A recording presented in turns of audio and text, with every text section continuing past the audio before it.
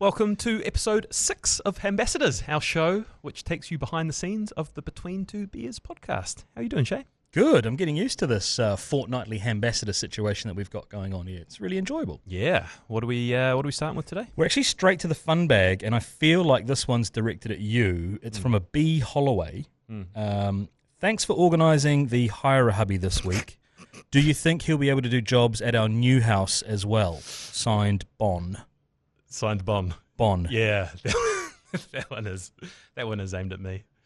So moving house. And There's a lot going on in your world, isn't there? Yeah, there is a lot going on kids, in my world. New car. Look, I am secure enough in the man that I am that I'm okay hiring a hubby to come around and just do some odd jobs around the house. I'm glad you clarified around that. the house, which Yeah. I'm not capable of doing. And it's jibbing and plastering and touching up little windows and things. And it's not my wheelhouse. So we hired Jeff, handyman Jeff. Jeff the hubby. Jeff the hubby. And he came around yesterday and he did a bloody good job. So we're thinking, can he just do all the stuff? Is he a fan of the show? Like the soda plumbers that you had around? He's an older gentleman. I don't know think if he that precludes knows. him from being a fan of the show. I don't know if he'd know what a podcast was. Okay. Respectfully. Yeah. But yeah, good question, Bon. I would love to get him round to the new house. You've got movers coming in? Yeah, we've got movers. You've got to get movers at our age. You don't want to be asking your friends to come around and help lift couches and fridges and things. We're past that. Remember when we had to move the spa pool for Gavin Douglas? Yeah, we don't do movers anymore. I've been the guy. I think I've been like the number one person that gets called when someone's moving house. You've got that big frame. I guess I do have and the ability to drive a truck. Yeah, you're the base of a pyramid and also a good sturdy bottom to cover some large objects. Yeah, thankfully one of our other friends, Sam Wilkinson, had me on the list to be a mover for him, but then took the Book of Holloway, and got in movers to do the job. A mature decision. But on the handyman thing, I have a theory. I have a theory. And it's kind of excuses why I'm a bit useless in that department. And discussing with other football players, there was about 4 of us when this theory came up. I was thinking, I spent so much of my youth playing sport and practicing sport that I didn't have the time to learn simple things like how to put up a shelf, how to fix a tyre on a car. You haven't got the tyre in your locker? No, I do now. Okay. That was the first example that sprung to mind. From my youth, I've since conquered the tyre situation. But do you think there's something to that people that perhaps were better at sport and practiced more when they were younger now? Well, no, because I wasn't good at sport and I'm not a handyman, so your theory doesn't stack up. To use me as a sample size of 1, like I'm not very useful at doing anything other than like maybe some screws. Why are we so useless? We're good at other things, eh? Talking. Maybe lots of other men can't talk. Reversing a trailer is another. Even just dealing with a trailer is one that's not. You can't back it. So I can back a trailer. I've got a lot of experience with a trailer. I would love to see. I do a lot of trips to the dump, and we've got quite a narrow driveway, and a trailer has to come in and out, and I'm backing. I've got that one in my locker. Really? Yeah. Oh yeah. Wow. Very much so. That's a shock to me. Yeah. There'll be listeners who probably thought, Steve, he seemed pretty onto it. I can't believe he can't do simple things like put up shelves. But there will also be listeners that think this is very much in your wheelhouse. Cooking is another one of yours, which I would suggest. Look, cooking with kids, I've improved. I've got a few recipes in the repertoire now. What have you got in your locker? Bloody good nachos. Add the sweet chili sauce. No. I do a good Why barbecue. would you do that? Well, you wound me up. You pissed me off already with the sweet chili sauce. Just for anyone out there, you don't put sweet Thai chili sauce in nachos. Yes or no? Yeah, you do. No. Well, remember, we went on a junket down to Queenstown together. I was allowed to take a +1. I took you for some reason. It was our baby moon. I think Bon was pregnant. And we had to, I had to write up my experience of travel, and part of it, they got us some interview with like one of the top chefs at one of the Queenstown restaurants there. I was like, what the fuck are we going to ask this guy? I've got no idea. I don't know anything about cooking or food. And so the only thing I could think to ask him was, is it okay to put sweet chili sauce in nachos? And what did he say? He didn't seem to have a problem with it, but I think he was just appeasing you because you were supposed to write a review of his restaurant. No. He thought it was a good idea. He gave it the tip. That was a some trip, wasn't it? We sort of landed in the afternoon, straight to the casino, $100 on the blackjack table. We won. And we doubled down. We walked out, and then... No, we went back. We did it twice. Did we? Yeah. I don't know the rules of these things. Yeah. I just got I just remember getting $100 out. We put it on the table, and then we walked out with a lot of money, and those were in the good old days of drinking. In drinking and gambling. It's interesting, just picking up on your comment that you rate yourself as a cook, because we went out for dinner the other night with your new partner, who you've been with, 6-7 months now? Mm-hmm. And I asked for the ratio. I asked for the ratio of who does the cooking, and it seemed like, if I remember correctly, a 90-10% split. Her doing 90% and you doing 10%. Quality doesn't equal, quantity doesn't equal quality. Step up to the plate, my friend. Yeah, when I do cook, I cook amazing meals. I just don't cook them very often. I'll just do a little bit more. Maybe just do a little bit more. Maybe you should put up your own shelves. Moving is traumatic, though. 1 week to go. Into a new place on Wednesday, and it's going to be a stressful few days. For Betty? Yeah, for Betty, Hamilton East. And because we've had the snip, of course, that's the end of needing any extra bedrooms. Yeah. That's one way to look at it. Yeah, snip update for those interested. Went well.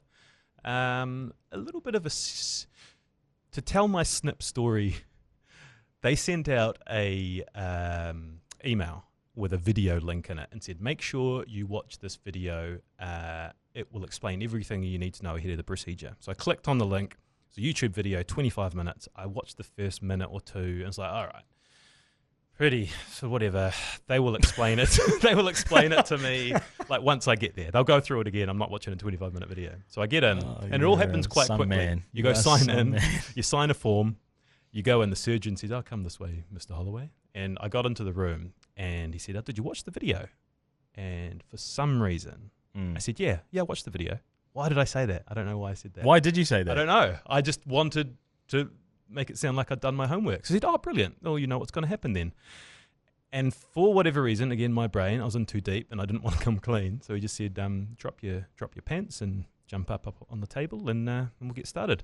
So you can imagine not knowing what's going to happen over the next 5 to 10 minutes. Well, I would have watched the video. Yeah, I know. There was a lot of mistakes made that afternoon. But do you, this is really niche areas, when you drop your pants, do you keep them around your ankles or do you go all the way off? So you start by... He said, it's probably in the video. I'll watch the video. We'll link the video in the description. He said, just get changed into your underwear and then you get up on the table. Changed into? You would have already been wearing them. We'll take your pants off, essentially. Yeah. And then you take it off and then he sort of covers your bits and pieces and then there's a little towel there. It's all very discreet and very well managed. A little bit of a prick in the old testicles. But yeah, look, in and out. So they went through scrotally, did they?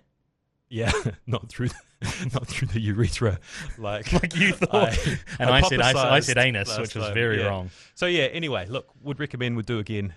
Pretty painless. The only thing in the aftermath was quite a fragile area with young kids jumping on you all the time on couches and things, and they are around the height of your balls. So there's a bit of defense going on there, but a lot of hard-soled shoes too in the kids' footwear department.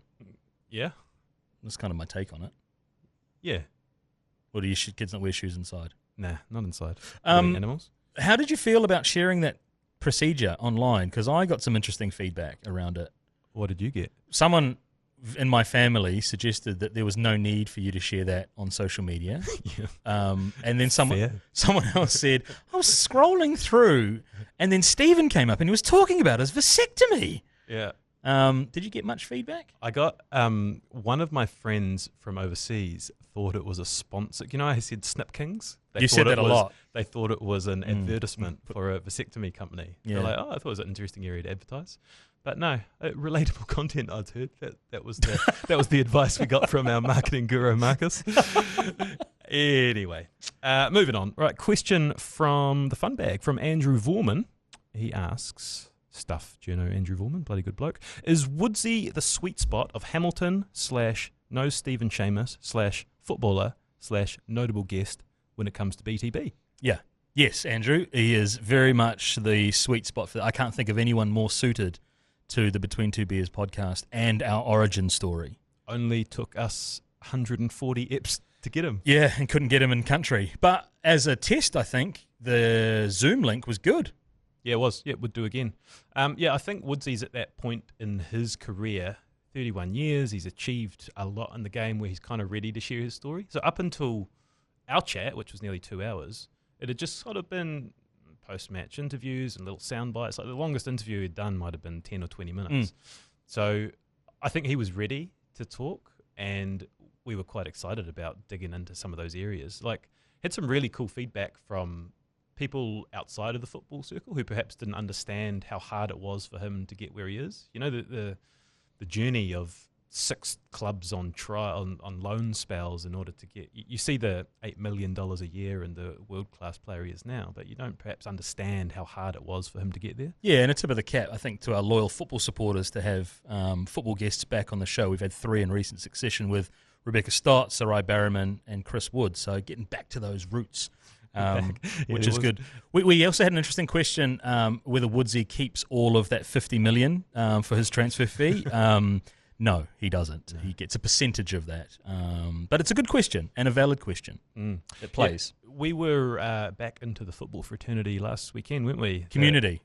Football community. Yeah. Fraternity specific to men. Or sorority. Sorority specific to women. Community, everybody.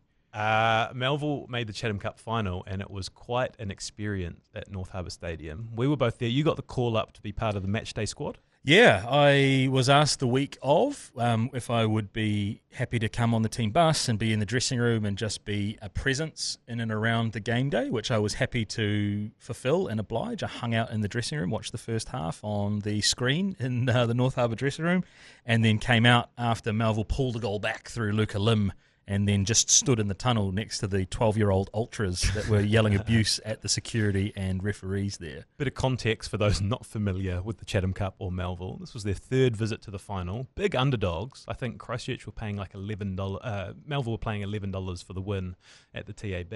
So we turned up, not really expecting much.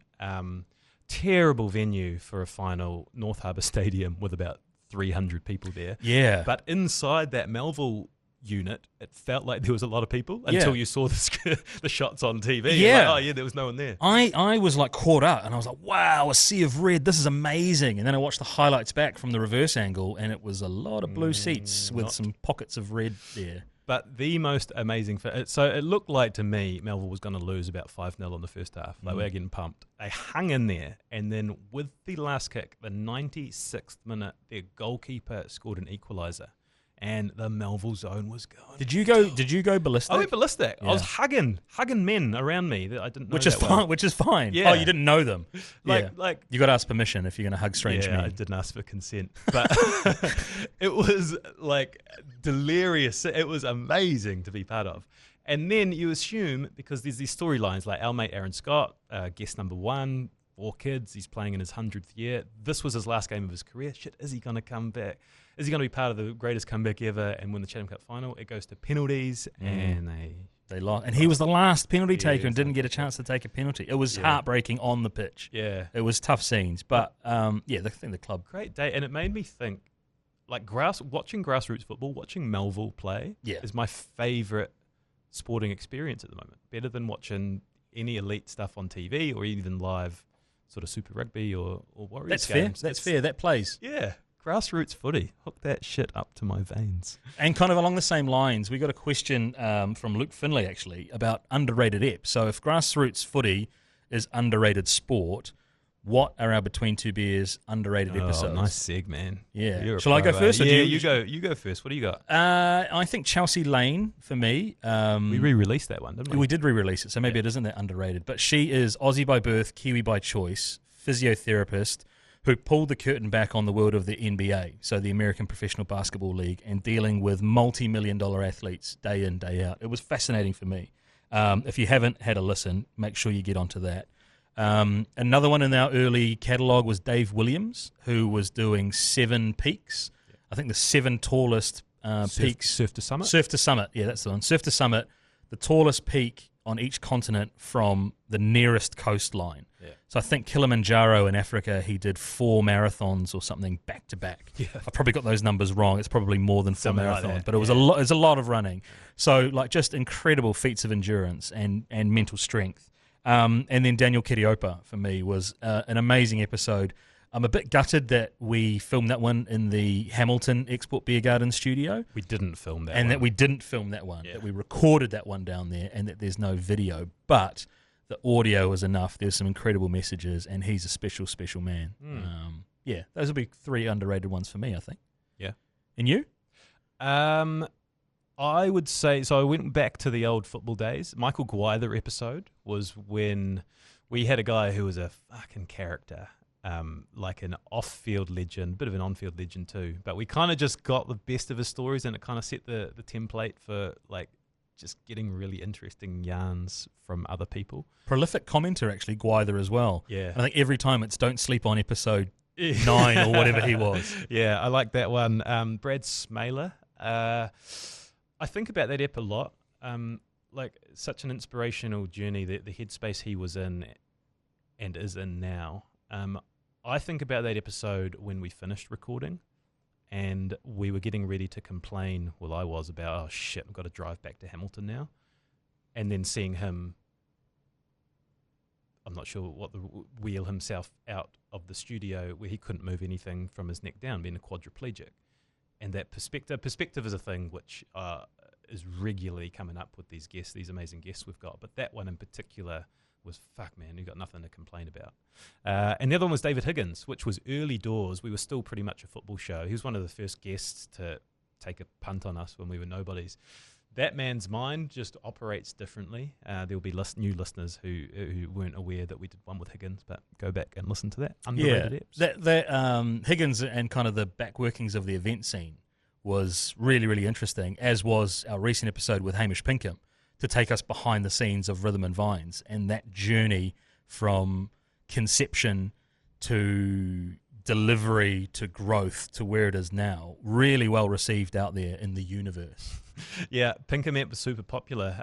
What a guy too. Went for a couple of beers with him afterwards. Just such a normal bloke, but what he's achieved is quite incredible. And he sent us a nice message afterwards saying it's not often you actually get a chance to reflect on what you've created. You know, to have started Rhythm and Vines as a 21-year-old, 20 years later, to see the beast it's turned into and tell the story from the beginning in detail. He's like, yeah, it was just a really cool thing to do and be proud of what I have. I think a lot of people, when they are successful like that, it's so go that you don't actually get a chance to perhaps properly reflect. But he did, and listeners loved it. So. Yeah, and I think his crew sent us a little bit of a thank you in the mail too.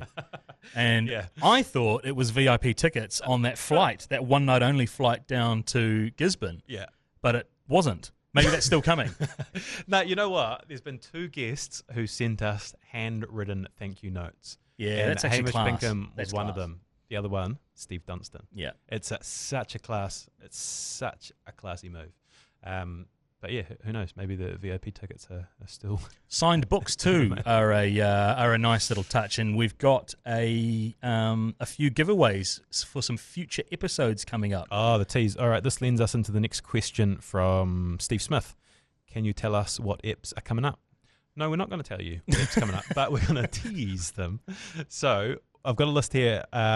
Describe the next guest without saying who it is. Absolute hero of mine. I'm not even going to say growing up, like absolute hero of mine as an adult. Okay. And on the promotion wavelengths at the moment. So really happy that we were able to speak with this person. Yeah. Next person on the list I'm going to give to you. Yeah, one of TV's biggest stars, I would say. Female presenter who was an epic chat. So fun, so lively, so much variety in that one. A Loki legend coming up, who was the inspiration for the Loki Legend series. Hell of a ride. This is who you had in mind when you were talking about this concept. Correct. We have one of celebrity speakers. Are you just going to do them all? Sorry. Go ahead. No, carry on, mate. It's fine. You do the last one. No. That's all right, mate. You carry on, mate. You're doing a good job. We have one of New Zealand's most prolific speakers, and they have a few of their books to give away, signed copies of their books. I think some of the last you can find in Aotearoa, New Zealand. This guest has done 43 talks around New Zealand this year. So he told us celebrity speakers. Number 1 most popular guest is David Latelli, and number 2 I think is Jazz Thornton, and this guy's number 3. Good number, and you've said his gender, so you've gender revealed. All right, a hell of an episode. Not such a great tease. We've got an Olympic hopeful for next year coming up as well, talking about their journey and some of the adversities that they've faced and their outlook to Paris 2024. And I'll finish it off with one of the greatest coaches in New Zealand sporting history, and I don't think that's overselling it. No, that's quite vague, really, because there's a lot of them out there. Yeah, so a good list. We're really excited. This is the most advanced we've ever been with the podcast. So when people come in to record, they often don't see it released for about 6 weeks. But it's a good place to be. Great place to be. Yeah. And Hambassador's going well too. So thank you so much for your support. There's a lot of people listening. We were worried. Well, not worried. It was a bit of an experiment to see. The podcast had always been keeping us out of it. Designed around just bringing the best out of the guests. So we try to remove ourselves as much as possible. Like, well, are people interested in behind the scenes? Are people interested in my vasectomy? Apparently they Turns out they are. Turns out they are. They're also interested in my my journey with not drinking, which has been an interesting one, because that's something that I kind of just didn't want to make a big deal out of. And we released a social clip last week. And I got some really nice messages about it, and it's cool. It's cool that I guess people look at the stuff that we're doing and think that it's worth their time, when you might not necessarily put so much kind of emphasis on what you do as a person. But yeah, to have a group of people, a universe out there that is interested in what we do is really humbling. People love that at the moment, eh? The old universe. No, people love it. Someone gets up and say they're giving up the booze. Yeah, mate. Get on it, man. Or get off it. Nah, you do you. Do what works for you. Man, do what works for you. No, but we have had, when we get messages from people, and we get quite a lot of really thoughtful, well-written emails and Insta DMs. We had one from a teacher who said that the Paul Henry episode had inspired her to change career path. Like things that you wouldn't even really consider. It's really cool that it's having that sort of wider influence.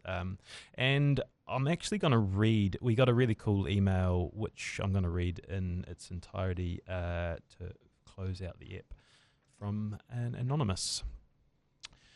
Says, I've just finished another Hambassadors app and wanted to offer a different angle if I may.